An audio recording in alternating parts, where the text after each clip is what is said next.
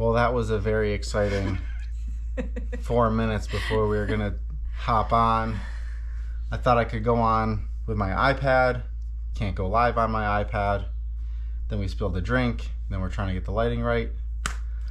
All that to say, we're here. It's fine. The kids are all outside with a lemonade stand, and who knows what that situation's going to be like. They're fending for themselves right now, so we're going to do what we can. Hey, everybody getting on.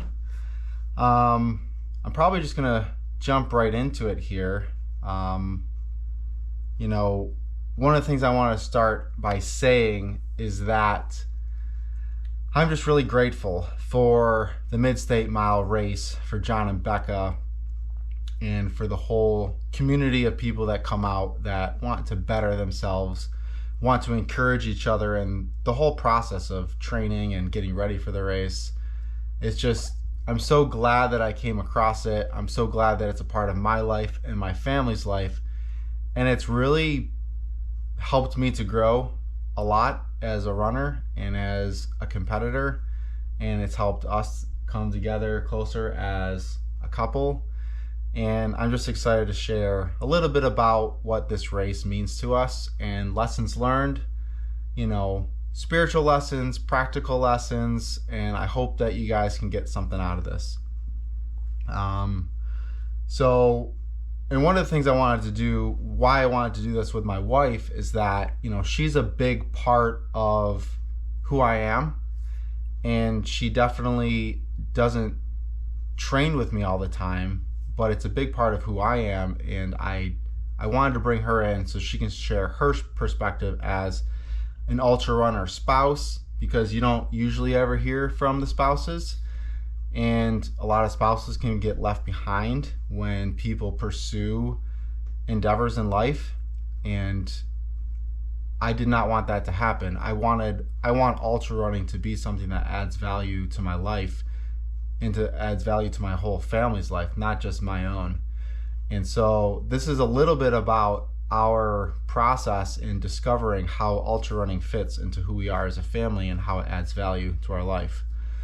So yeah, that's kind of what I'm hoping to accomplish in a nutshell. This is our first time doing an IG Live together, and I'm excited to see where it goes.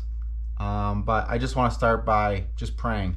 God, I'm just so thankful for this time to get on this screen and talk to amazing people that you've brought into our life, and hopefully I can share some wisdom or knowledge or insight that will help somebody else with where they're at. And I'm just thankful for this community that you've made me a part of, that we all mutually encourage and support each other, and we're all pursuing just getting better in every area of our life. It's contagious, Lord. So I thank you for this time. I ask you bless it. In Jesus' name I pray. Amen. So, why did we want to run Mid-State Mile? I didn't want to run it. That's true.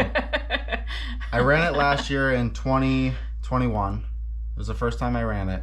But immediately afterwards, you wanted to do it again. Oh, yeah. Why did you want to do it again? Well, it brought a lot of clarity as to what was in this ultra running Kool-Aid that you definitely were drinking. Mm-hmm. And I didn't do any training with you, really. As a spouse, I basically continued to do what I normally do. I stay home with the kids, and supporting you during training means doing that more on my own, and letting you rest and helping the kids to understand, hey, you're not a punching bag right now, like you're in recovery boots, or you're resting, or you're out on a run. Not all the time, but I did have to explain that to them. Mm-hmm. And I didn't really understand why anybody would want to do something like this, but it brought you so much joy. And who am I to take something like that away from you? I would never want you to do that to me if I found something that truly brought me joy, even if it made no sense to you. Yeah. So going to Mid-State was like going to almost like a family reunion. I mean, you knew so many people there that you had actually never met in real life, and yet you knew so much about everybody, and everyone was welcoming and loving and caring and supportive and just so excited. And like you said in your prayers, it was contagious. So after the race and just seeing what you could do, I was just in awe, and I wanted to do that again. Yeah. It's similar to, I'm always surprised when I see you do the things that I know that you do, but I don't actually witness you do them. Like you put a whole kitchen together, and I didn't really know what that looked like until you put our whole kitchen together from studs, and ripping it out with you was really fun because we got to do it together. And that's one of the things that I love the most about Mid-State, was that we got to do this race together. This was where I felt like I was actually supporting you in a tangible way that made any sense, as opposed to supporting you by just being home and caring for our kids while you weren't there because you were training or whatever, or out at a different race or something like that. So for me, it was the togetherness. It was the teamwork between you and I. I loved that the kids got to basically free range for a whole weekend without screens, and they loved it. Yeah. And we came back just excited to do it again. As hard as it was like, yeah, this is something that you want to do again, and I definitely want to do again. Yeah. Yeah, and I saw that the whole family got something out of it. It wasn't just me running the race that got something out of it. My dad was there last year. Mm-hmm. He got a lot out of it.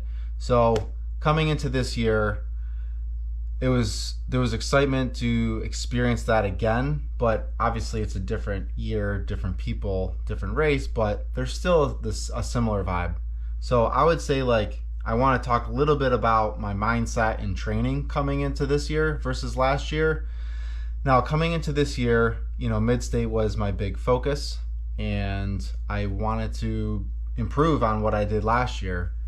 And coming into the winter time, probably around the first of the year, I made a shift I started working with Becca Jones as my running coach. I was working with another coach before that, and she just had a slightly different training philosophy, more low heart rate runs, in making sure that all of my runs were quality miles, and honestly, like, tailoring my training to be a little bit more flexible with a family, not running 6 days a week. She was like, I think you can still do very well and reduce your volume, but keep up the quality. So it was tailored to your 40 hours a week of what you do for work too. It wasn't, you don't sit at a desk job. You move constantly. Right. So coming into last year, I was always feeling overtrained, and I always had like nagging little niggles that were bothering me, looming injuries, if you will. And niggles. Okay, sorry. They're like, it's a word we use when it's like something's like niggling. Oh my gosh. It's like it's a thing runners. That's, yeah. Okay. I mean, I think other people use it. I don't think I invented the word. So, but last year, I was coming out of an injury in the fall. I think I had a stress fracture in my shin, and I just took it easy over the fall, healing that up. And starting with Becca Jones, my focus was like, I just want to get stronger, and I don't want to get injured. And it didn't mean I wasn't going to put in the work, but I wanted to listen to my body, because I did not listen to my body. And I ran through pain. I ran through discomfort. Yes, Justin, a niggle is a thing. Maybe in New York we have to be a little bit more careful about how we throw the word niggle around. No, it's just. But yeah, silly. So coming into this year, it was a focus on making sure that my training was balanced, listening to my body, and I truly did feel confident in my body. I didn't feel this pressure. Like, I just felt more confident that my body has been adapting to training, and I haven't been dealing with any injury. And I started running in sandals, which helped my feet get a lot stronger. It helped my gait. So coming into Mid-State this year, I felt a lot more prepared than I did last year. And mentally, I was ready. I didn't feel like I was overly confident, but I was just confident that I know I have another year of running under my belt, and I feel like my body is more durable. I have a little bit better idea of what to expect come race day. So I was trying to think through different cooling strategies, because that took me out last year. The heat just got to me and my feet got destroyed last year. So I knew there were some things I wanted to tweak coming into the race this year. And I felt like I had some pretty good strategies. So overall, I thought training went well.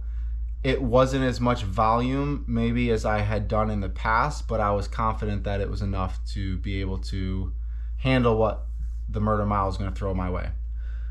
So fast forward, a few days out, our plan was we were going to drive into Tennessee on Thursday, get a hotel. Friday, we were going to have a camper on site so we could have the kids there.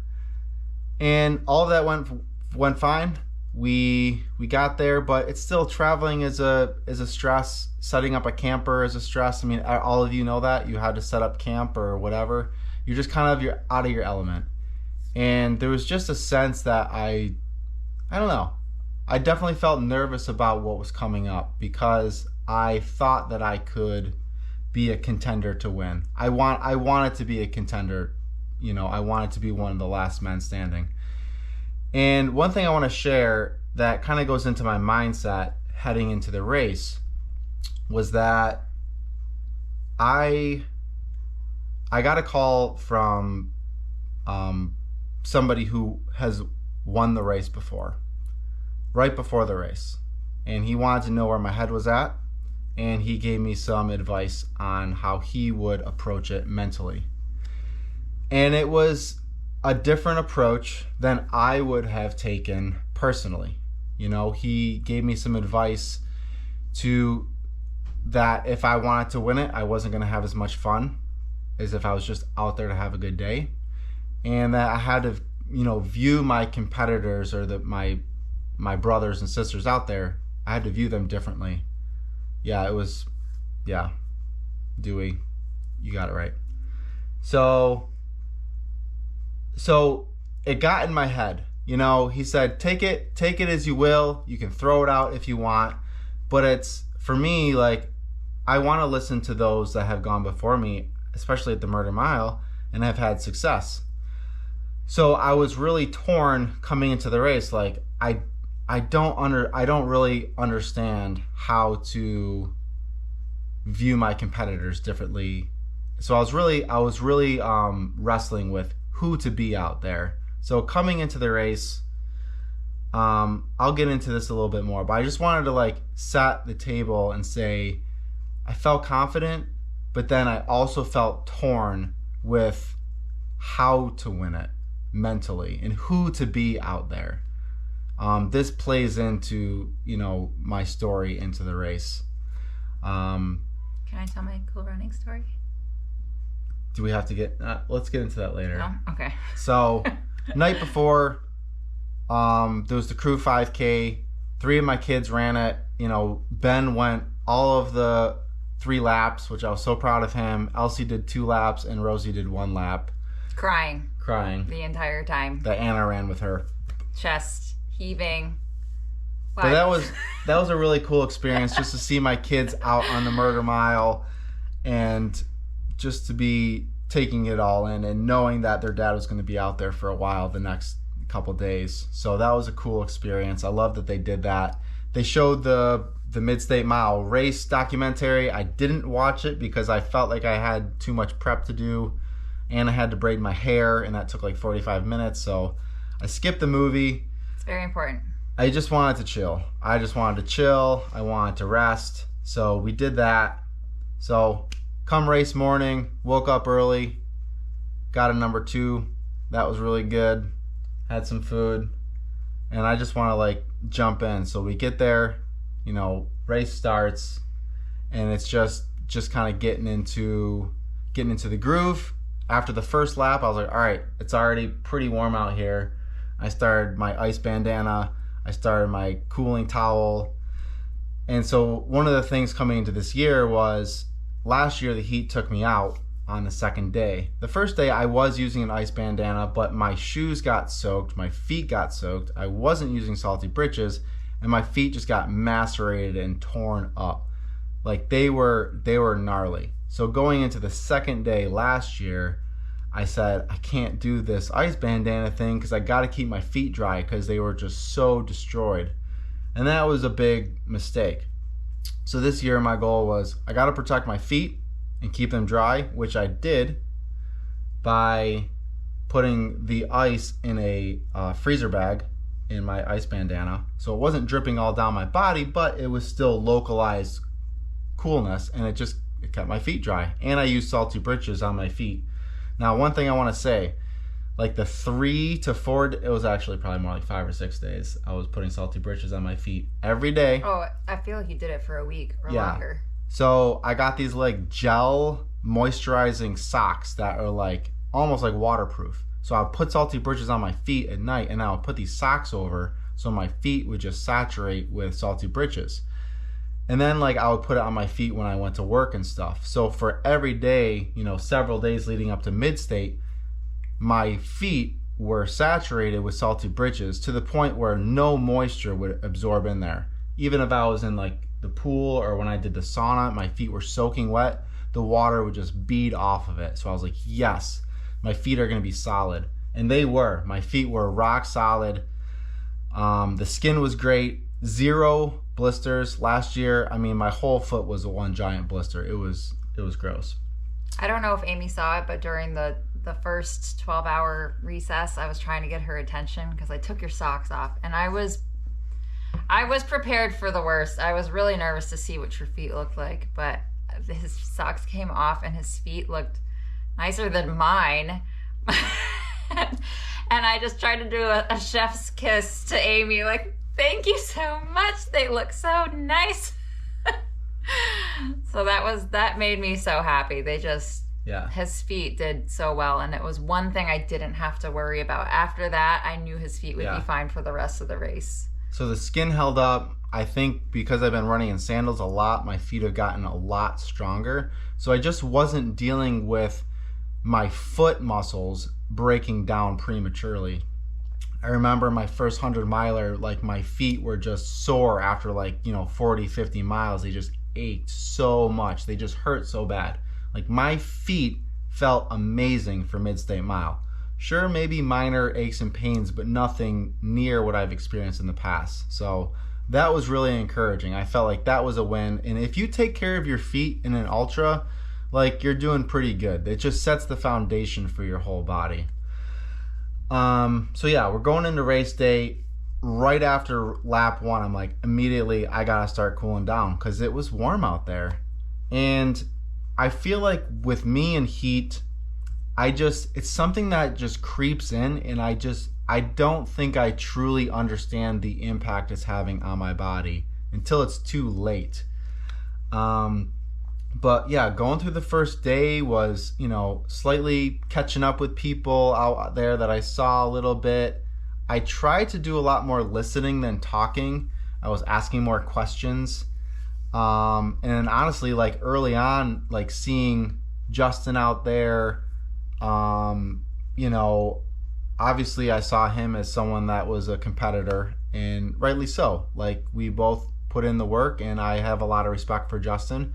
So it was fun seeing him out there, but I was also like, ooh, how am I supposed to be viewing him? Because, Chad said I need to view people differently. And, even early on, I know Justin was having some stomach issues, and I was getting worried. I'm like, dang it, man, this kid can't go out this early. I hope he can rebound. I truly did believe that. I didn't want to see him stumble because it was early in the first day. I know he was battling the heat, and I was battling the heat too. You know, I would come in, we'd put the cooling towel on my head, try to focus on breathing, get my electrolytes in, you know, get some food. So yeah, I mean, the first 6 hours are just figuring it out, you know, getting into a rhythm. But I was definitely running a little bit quicker than I had maybe originally planned.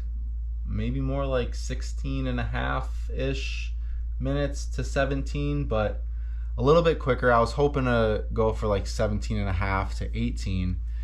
But honestly, it was really weird for me to get in. It just felt weird to get in a flow. It was hard to get in a flow because there was so many people out there for longer this year, you know, and I would try to take the climbs a little bit slower. I would get passed by people, but then I'm always quicker on the downhills, like always, and I make up a little bit time. But then I was finding that if I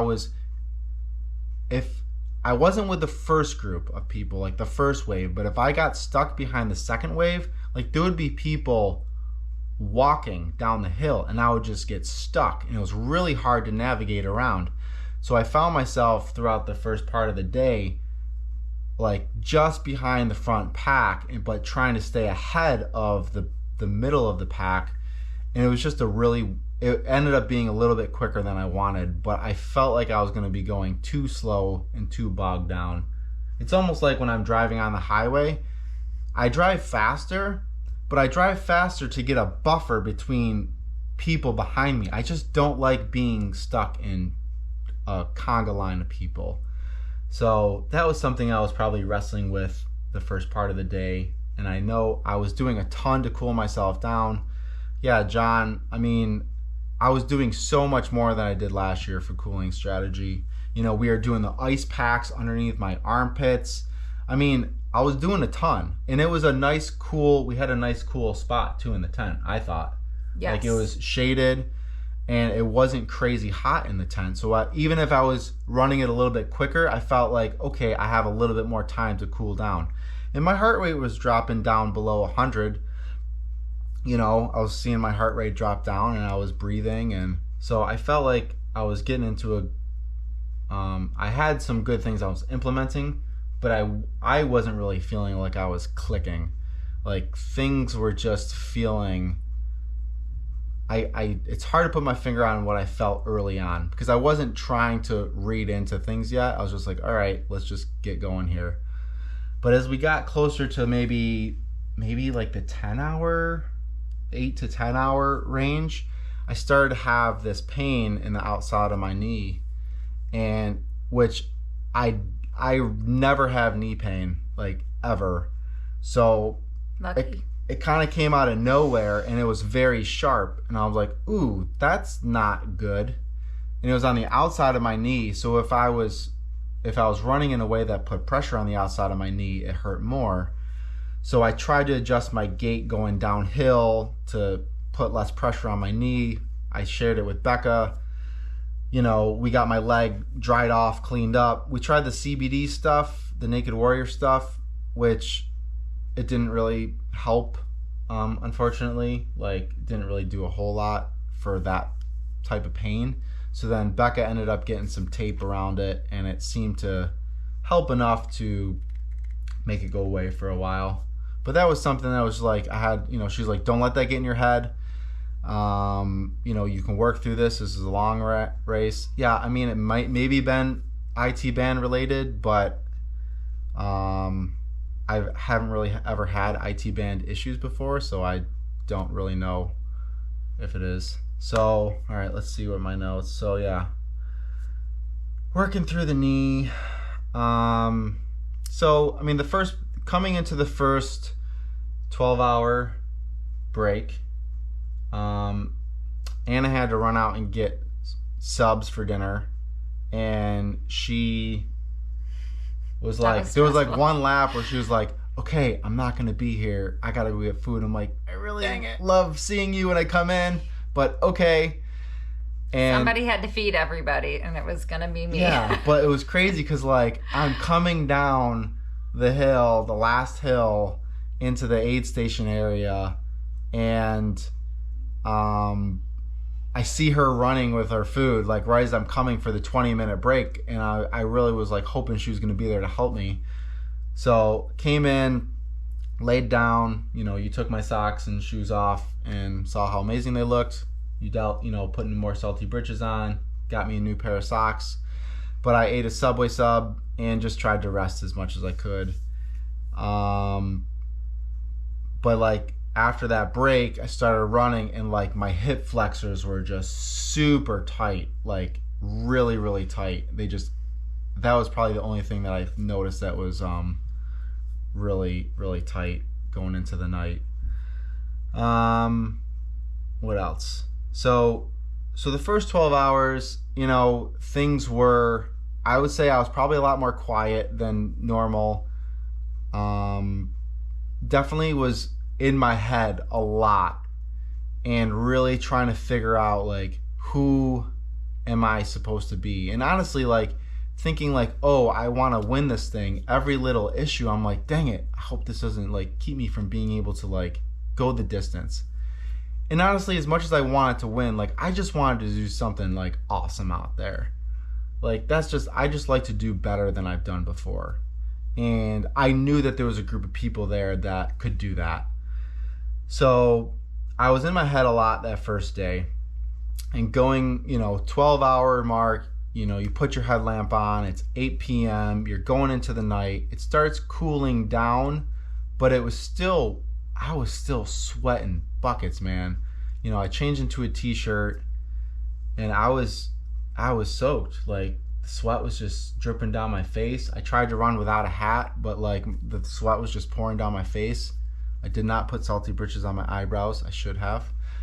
So let's see, going into the night was tough. I started to slow down, and I was dealing with a lot of fatigue that I wasn't expecting to deal with. And I was thinking, okay, maybe it's just like I need to get an influx of calories. So we had some food. You made like a freeze-dried meal for me. I learned how to use the camp stove. Yeah, I mean, there's a lot of things that I was throwing at you like, hey, go get my camp stove and boil water with a tea kettle to make this, freeze-dried thing for the first time ever in the dark. And then you're trying to pour water out of a tea kettle and not seeing backwards. The spout. It was, yes, Yeah. It was definitely out of my comfort zone using all of this stuff, but after I got the hang of it, it worked out pretty well. Yeah. And now that I know how to use it, I'm actually excited to use it again. But yeah, the struggle was, the nighttime was interesting because it was freezing for everyone that was in the crew tents. It was so cold. It was in like the 50s.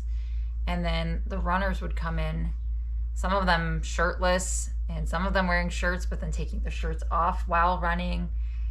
So just trying to manage that. And do we cool you down? Do we try to give you some hot food? What do we do to kind of manage this? And this was definitely not something that I'm used to, but I wanted to be flexible and responsive on the fly and figure out what would work. Yeah. And the thankfully, like I love that if you need something, there's always going to be somebody there that has something that you might need. And I'm making hot water to share with other people, but I also needed to grab some noodles or like a cup of soup from somebody else, and we were just able to help each other, which was great. But it was very cold, and I did not expect to be shivering and under a blanket. Pretty much my main role at night was to keep the blanket warm with my own body heat and keep your chair warm, so that when you got in, I got out of your chair and put the warm blanket on you so you could be warm while you were sitting there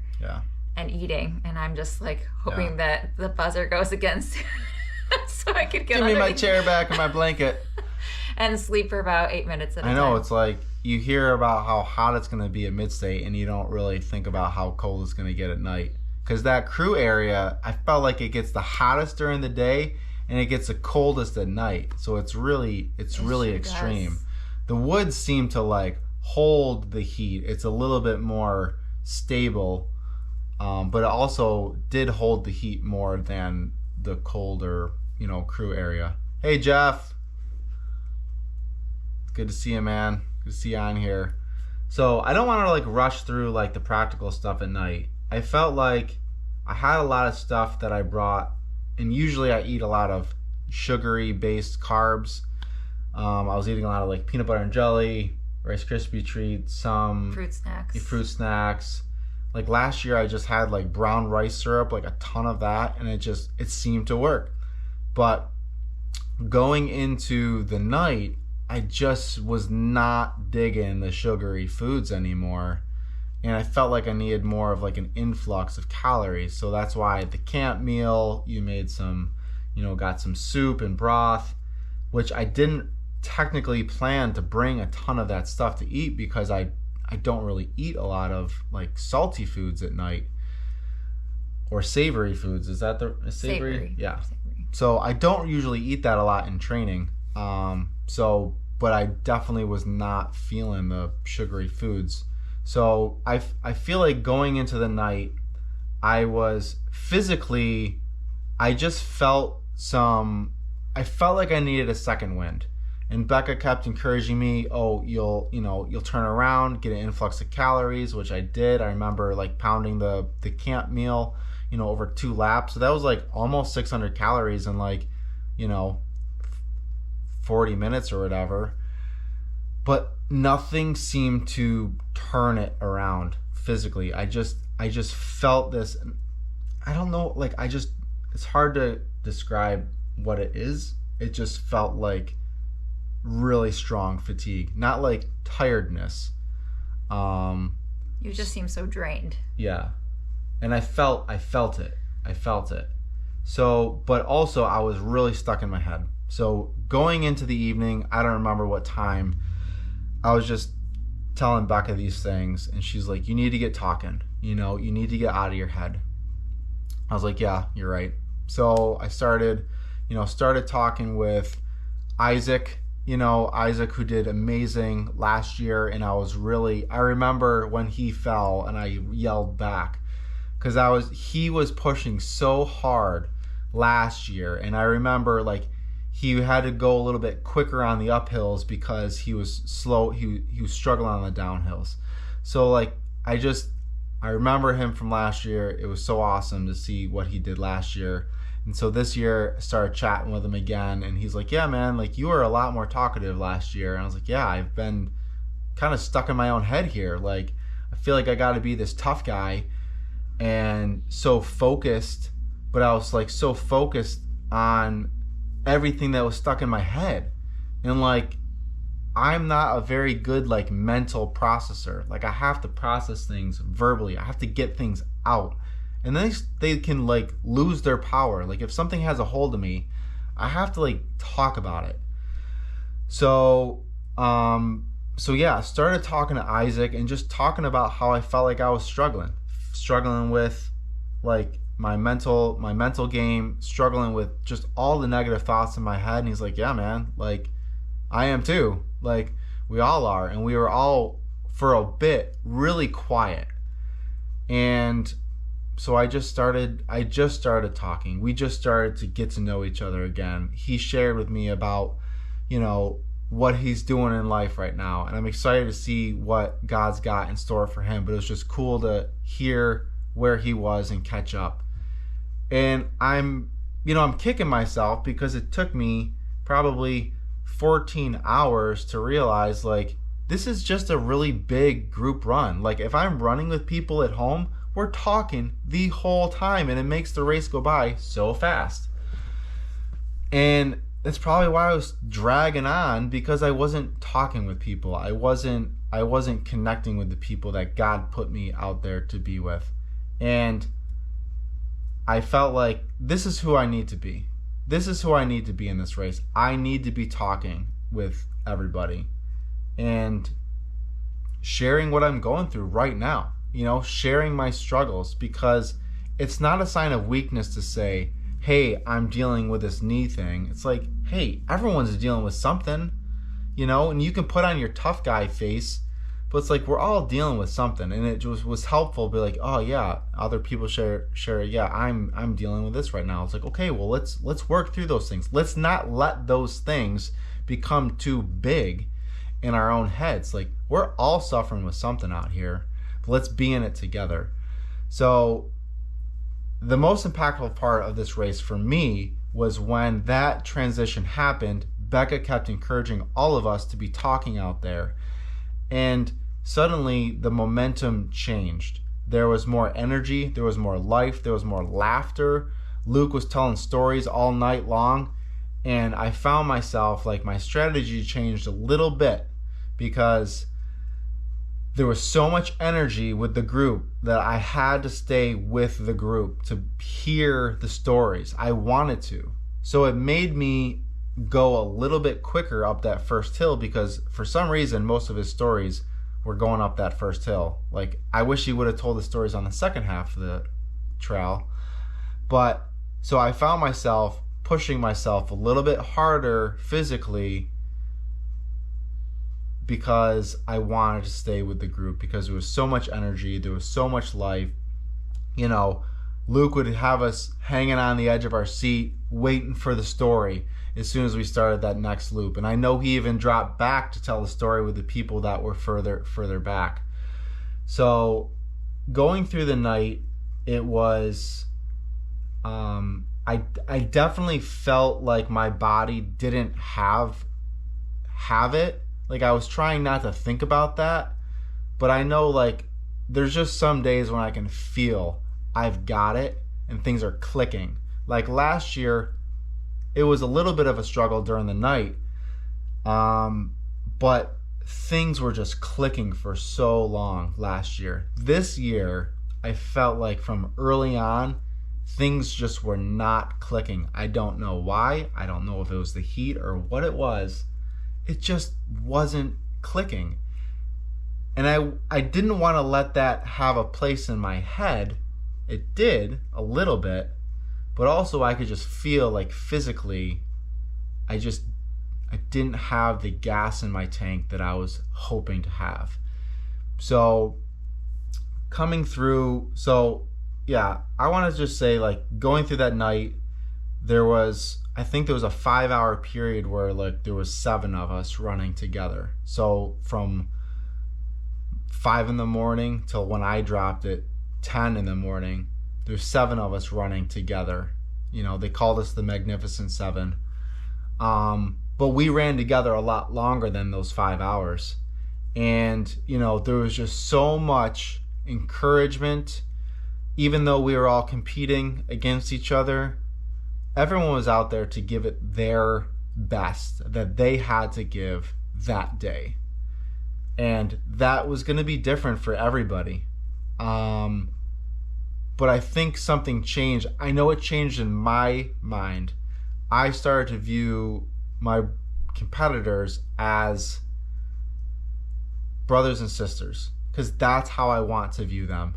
And honestly, like, if I need to change my view late in a race, then so be it. But to get to that point where you're just down to 2 people, like, I enjoy it. I want to be able to be an encouragement to other people. I don't want to be so stuck in my own head and focused on my own problems and hoping that I'm not showing, you know, giving my competitor an edge against me, so I'll just keep silent. No, like, I want to encourage people, whether I think that they could beat me or not.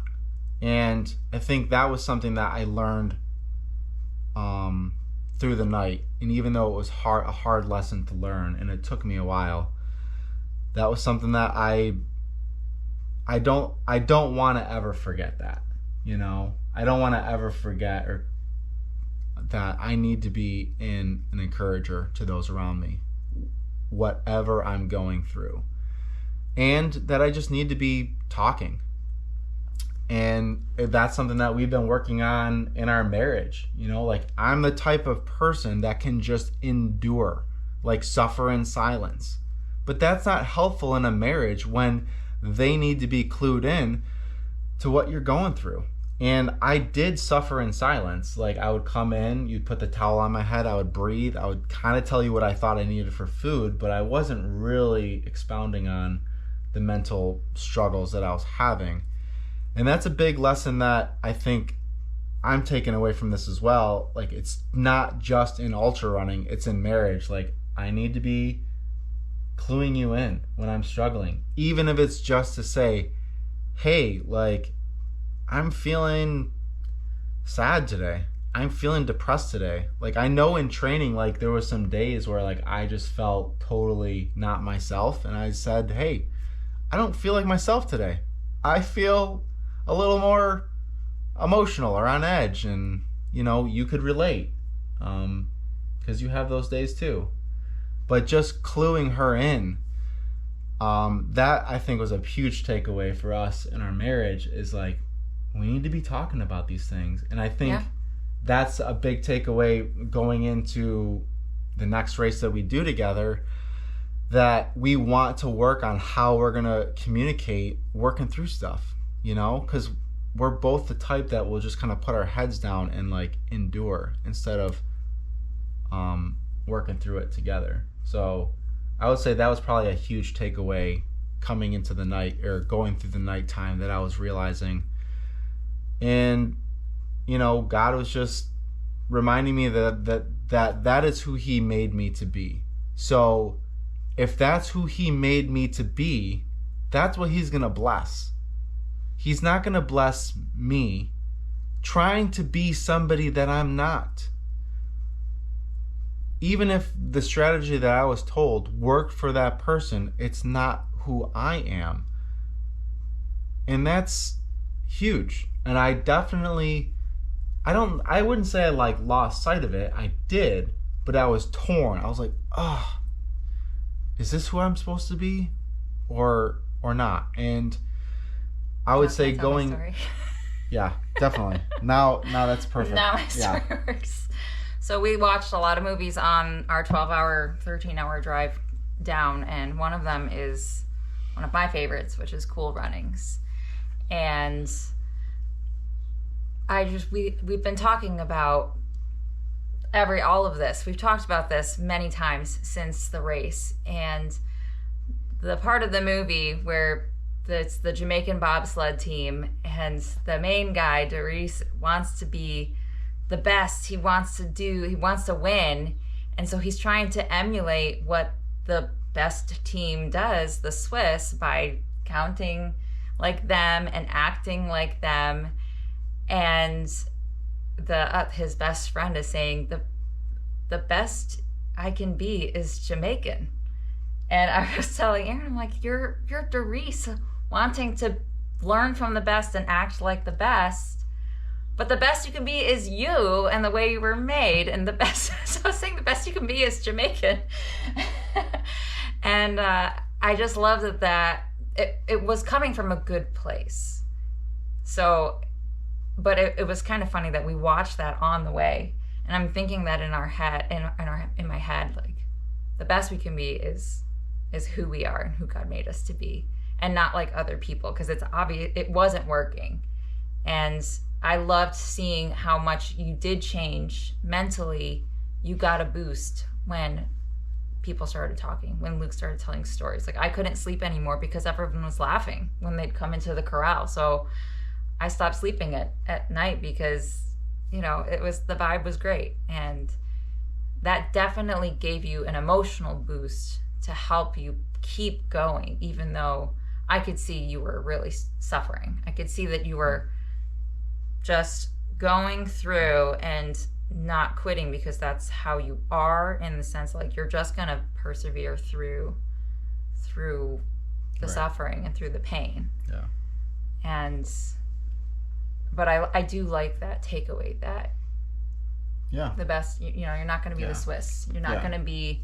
It made sense to follow the advice from someone who had gone before and been successful, but you had to run your own race, which didn't really make sense to me. That was being said a lot. You have to run your own race, and I'm like, well, okay, I'm not a runner, and I don't do stuff like that, so I don't really understand what that means. The closest thing I could think of, well, we've talked about it, is like giving birth, which, oh boy, which we don't have to go into, but we don't have time for that. But it's a similar perseverance, and having to Speaking of do it which, your own way. congrats to Eric and Rachel Harris on their new one. Cutie little baby. They went through that recently. They did. Yeah. Yeah, she powered through. Yeah. But I think, these races can be like that birthing process where you're suffering, you're enduring, but you're waiting for this big release. You're waiting for this big joy moment at the end.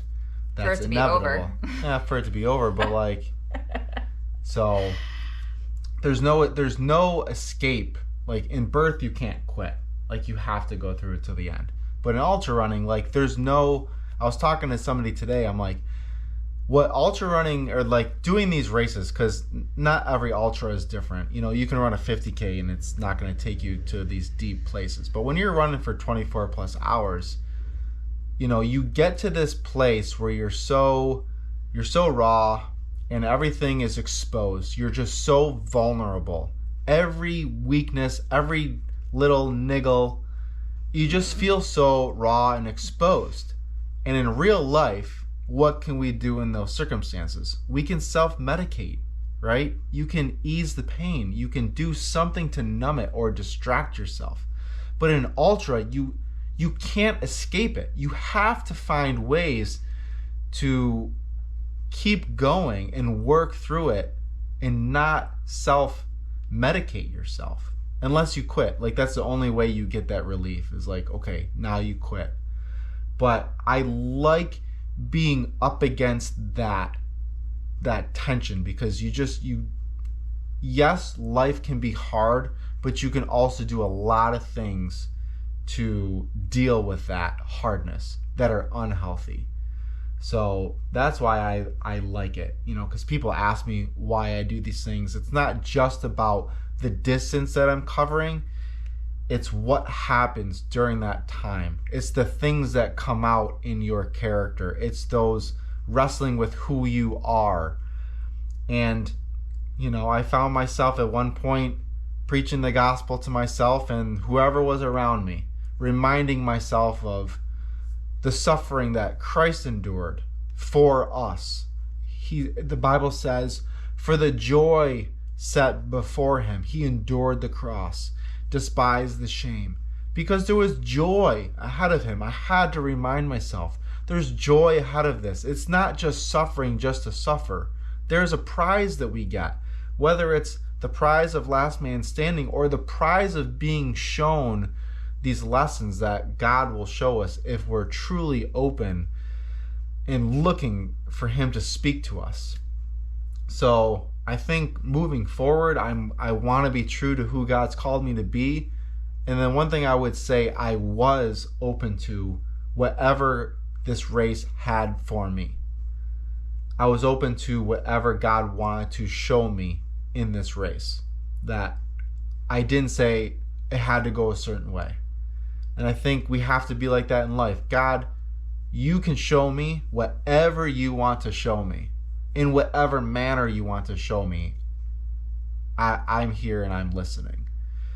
So yeah, we can start wrapping this up. But ultimately, I would say going into the second day, the heat started coming back, got back on the icing, cooling strategy, and I just felt like I was fighting a losing battle. There was Becca kept telling me it's going to turn. You're going to get that second win. Just keep persevering, keep fighting. I was like, okay, I trust you. I hope that's going to happen. And it just never did. It just never did. And then I could tell who was struggling on the climbs by how hard they were breathing. And I could hear people getting closer to their end because you could just hear them. Well, I was one of those people. I was breathing so hard on those climbs and my heart rate was just way too high. I remember asking Jill on one of the climbs what her heart rate was, and she was like, oh, it's 110. I'm like, really? Is that even right? My heart rate was in the 150s and we were going the same pace. So ultimately, I'm sitting after the race thinking about what went wrong, what could I have done differently. You know what? I did everything the way that I did it. and I'm going to try to learn from it. But I think personally the heat took me out again. Like I had, a fever later that night, and my body was just really having a hard time regulating itself the rest of the day. You were in shock almost immediately afterwards. Yeah. My face was pale. My body, like my fingers were blue. Yeah, my fingers were going numb. Yeah. I was like shivering. They had to put blankets on me afterwards. Like I remember seeing Jill, and she's just sitting there chilling. Lucas is just sitting there chilling. I had to have a blanket wrapped around me, and I was like shivering. So I guess this northern boy, needs to do a little bit more to get ready for the heat. It's still not even that hot up here. No, it's not. It was like 74 today. It's perfect. It's perfect weather. This is the place to be in the summertime because you can go outside. But so I was definitely disappointed in my body because my legs had way more life in them. Like I was able to do like a light jog the next day. Like my legs overall felt really good. But it was just the heat that took me out. Like it felt like I was drunk. Like that cloudiness, the weight of it, and then my heart rate, like I just could not get my heart rate down on the climbs. And so, what was I gonna say? So yeah, probably got to start my heat training a lot earlier. But I wanted to say that like this year, even though I didn't go as far as I went last year, it was a lot harder for a lot longer. And I pushed through so much. I fought till the end. Until I sat in that chair and Anna tried to pull me out of it. And I said, no. Like, I didn't even have to say no. I just sat there because you couldn't pull me off. I tried. But I knew I gave it all I had to get back in time on that. And I knew my body was like shutting down, unfortunately. I knew I didn't have the time to get it turned around, but I knew that I fought to the end, and I was proud of that. And I was, I'm excited for next year. I'm excited to do a lot more to get ready for it. I'm excited for us to do some more races together to grow and her crew experience, and like just getting in a better flow. The last thing we really did together was Mid-State last year. We did Twisted Branch. Yeah, that was August, but that was the last time we did anything, and that wasn't even. That was a point to point. It was really tough to do crew wise, but so yeah. Overall, the race was fantastic. The guys who went the distance, so inspirational. And I know they did it together. I know they were both fighting their own battles. And to see how they persevered, it just, I can't say enough good things about Justin, about Eric. I was so proud of Eric. And honestly, no offense, Justin, but I really wanted Eric to win. I knew you could do it, Justin, but I really wanted Eric to win. I love that guy so much. He just kind of flies under the radar, and I was hoping that he was going to be able to fly under the radar to the finish. Didn't happen, but you guys are true gentlemen, true competitors, and I feel like you guys are just a different level. You're setting the stage. We don't see this level of true competition in many sports these days. And the way that you guys both equally pushed yourselves to your limits, but then also wouldn't let the other person up, I was just floored by the atmosphere at the race this year, especially from 7 on. Everybody that finished, Isaac was super inspirational. I know he got shoved out so many times when he wanted to be done. Jill kept persevering even though everything in her wanted to quit. Luke was out there just selflessly giving of himself all night long and not caring if it came at a cost. And Lucas was just so I thought he could have won too. He looked so strong for so long, and he was so solid. So it was just an honor to run with all those people. I felt like it was a good year for Midstate to really, truly understand what it is we're doing out there together. And doing it together does not diminish what one man can do at the end, or two men, but it empowers them. It's like we prop them up, we build this foundation for them to keep going. I'm hoping I can be one of those people next year. And even if I'm not, I want to be one of those people that's holding it up. Even if I'm not the last one standing, I'm going to do everything I can to build a foundation for everyone around me to go as far as they can and push themselves when they think they have nothing left. And that's what this community is all about. So there's nothing like it. I haven't done a ton of races, but there's really nothing like this experience. And again, immediately afterwards, it's like, we're going to go back. We're doing it again. We're already making plans for next year, how to improve on it and just have another great experience. So thanks, guys, for tuning in tonight. I hope you guys got something out of it. Did you want questions or no? We don't have time for questions because we're going to get kicked off, I think. Oh. So. The things you do, Yeah. If you guys have any questions, practical questions or whatever, you can reach out, me. But it was just so cool to meet a lot of brothers and sisters out there that I haven't got to meet in person yet. Thanks for a lot of you guys coming up. Oh, and I wanted to mention John Gradina too. He was in my tent. Dude, he had such an awesome day out there. I was so proud to see him persevering. Ben Goins, I know he was working through some sinus issue stuff, but he still came. Here's the thing. These guys put in the work. So whether or not, you fall flat on race day or not, these guys were ready. And these guys put in the work. So that's what this is all about. Having this little carrot of Midstate gets you to do all this work. Well, it's like we're all the benefactor of all this training. So I'm just so glad to be a part of this community.